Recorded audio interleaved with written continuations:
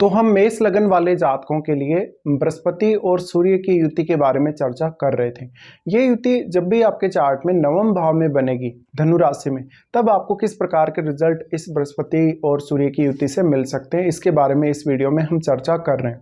देखिए, ये युति का नवम भाव में होना आपके लिए बहुत ज़्यादा अच्छा कहा जा सकता है यहाँ, क्योंकि सूर्य आपके पांचवें भाव के स्वामी होकर आपके भाग्य स्थान में आ जाएंगे और यहाँ बृहस्पति तो इसी भाव के स्वामी हैं। तो निश्चित रूप से ही आपकी संतान और कहीं ना कहीं आपके पिता आपके लिए बहुत ज़्यादा लकी साबित होंगे।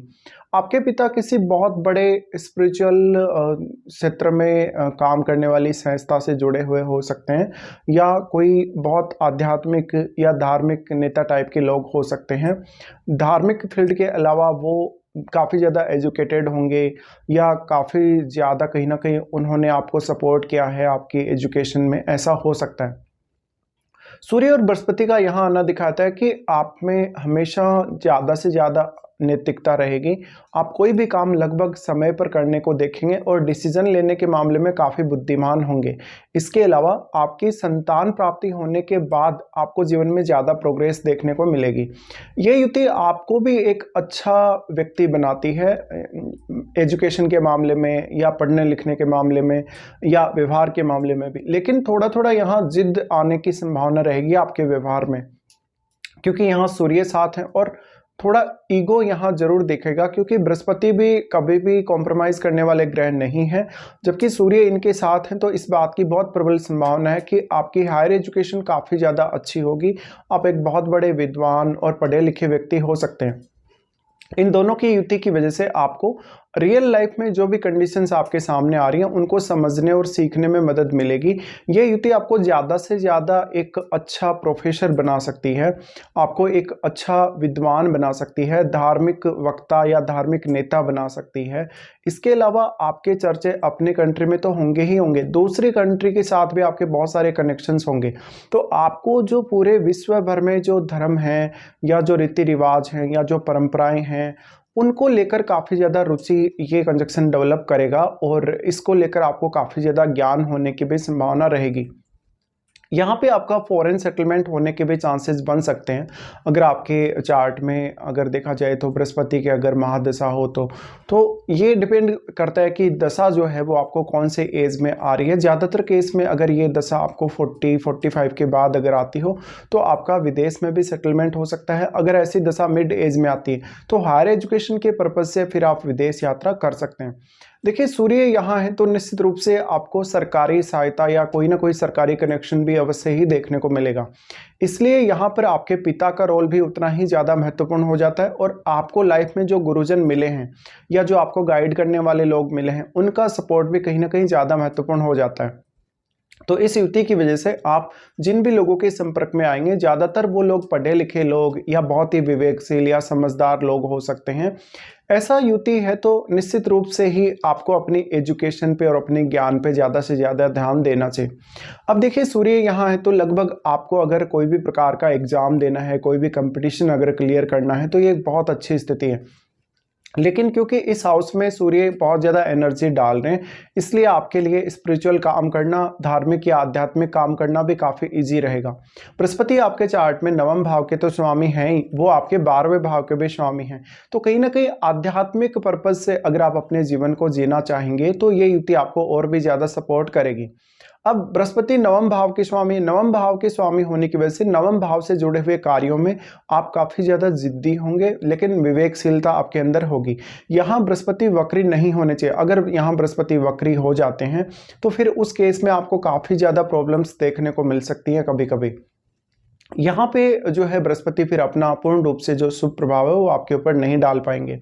इसके अलावा बृहस्पति की ये जो स्थिति है आपको जीवन में आगे बढ़ने के साथ साथ ज़्यादा से ज़्यादा अनुभव देगी लाइफ के एक पर्टिकुलर गोल को अचीव करने में, या लाइफ में जैसे डोमेस्टिक मामलों में भी, या बहुत सारे अन्य ऐसे मामले जैसे आर्थिक मामले हैं, करियर से जुड़े हुए जो चीज़ें हैं हमारी लाइफ में, उनके मामले में। लेकिन ये युति थोड़ा सा आपको कैरियर ओरिएंटेड ज़्यादा बनाती है, और डोमेस्टिक लाइफ की तरफ कभी कभी आप उतना फोकस भी नहीं कर पाते। तो ये एक थोड़ा सा आपके लिए कभी कभी प्रॉब्लम रहेगा जब आप अपने घर परिवार को या जो भी आपके रिलेटिव हैं उनको सही प्रकार से समय नहीं दे पा रहे, जबकि आप अपने करियर पर पर ज़्यादा फोकस्ड रहेंगे इस युति के होते हुए। तो अगर आपको कैरियर में कुछ अच्छा करना है, पर्टिकुलर आपको एक गोल लेके चल रहे हैं कैरियर में, तो इस युति की वजह से आपको काफ़ी ज़्यादा सपोर्ट मिल सकता है। इस युति के होते हुए आप जीवन में हमेशा कुछ ना कुछ नया सीखते रहेंगे या नया अनुभव करते रहेंगे। इस युति की वजह से आपका कम्युनिकेशन भी काफ़ी ज़्यादा अच्छा होगा और आपको देश दुनिया में काफ़ी ज़्यादा घूमने फिरने के मौके मिलेंगे।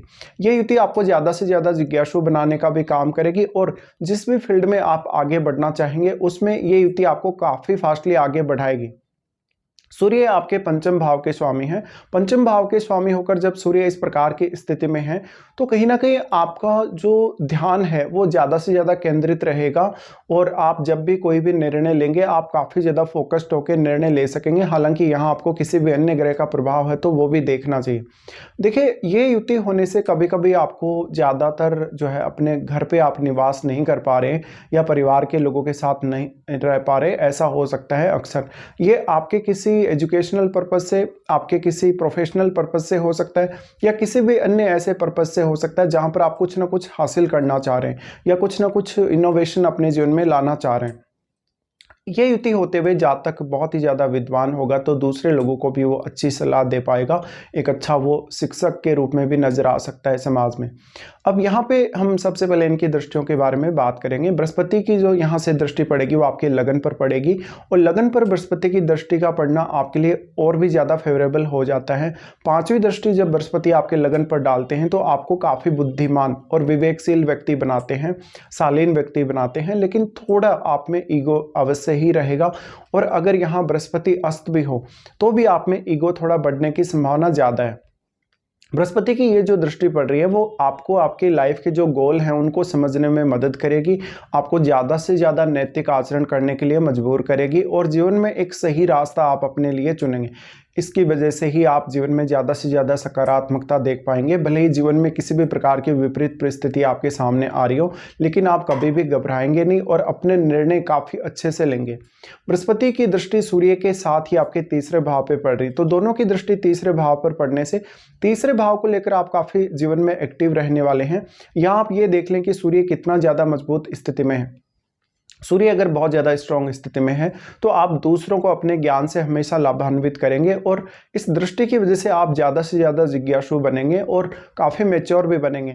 तो डिसीजन लेने के मामले में या फिर आपको पढ़ने लिखने के मामले में ये युति और भी ज़्यादा सपोर्ट कर सकती है।